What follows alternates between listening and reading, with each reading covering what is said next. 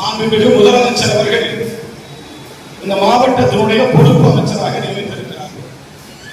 இந்த பொறுப்பு அமைச்சர் என்பது மிகப்பெரிய கடமை, மிகப்பெரிய பொறுப்பு, மிகப்பெரிய பணி. இந்த கடமை பொறுப்பில் முக்கியமான நிகழ்வுகள் இருக்கிறது. பெருந்தலைவர் காமராஜரை போல, தியாகச்சீலர் கக்கனை போல லஞ்சம் வாங்காத ஒரு புதிய அரசியல் பாதைக்கு நாம் அனைவரும் செல்ல வேண்டும். காங்கிரஸ்காரனா இப்படித்தான் இருக்கணும் என்கிற நடைமுறையை நீங்கள் எல்லாம் பின்பற்ற வேண்டும். ஆனால் லஞ்சம் தான் வாங்க வேணாம்னு சொன்னனே தவிர, ஊழல் தான் செய்யக்கூடாதுன்னு சொன்னனே தவிர, சிபாரிசு செய்ய வேணாம்னு ஒரு நாள் நான் சொல்லவே மாட்டேன்.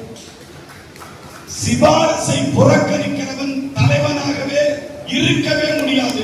இதுதான் ஜனநாயகம். சிபாரிசை புறக்கணிக்கிறவன் ஜனநாயகத்தில் தலைவனாக இருக்கவே முடியாது. சிபாரிசு என்பது ஜனநாயகத்தில் அங்கீகரிக்கப்பட்ட எழுதப்பட்ட விதி. அதை யாராலும் மாற்ற முடியாது.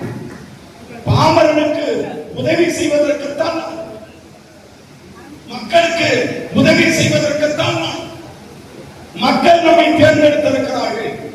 மக்களை விட ஜனநாயகத்தில் உயர்ந்தவர்கள் உலகத்திலே கிடையாது. மக்கள் தான் உயர்ந்தவர்கள். மக்கள் தான் நமது தெய்வம். மக்களுக்கு பக்தன் தான் அமைச்சர். பக்தனுடைய வேலை மக்களை வழிபடுவது. அதுதான் ஒரு அமைச்சருடைய வேலை. மக்களை புறந்தள்ளிவிட்டு அமைச்சர் தன்னுடைய பணியை கவனிக்க முடியாது.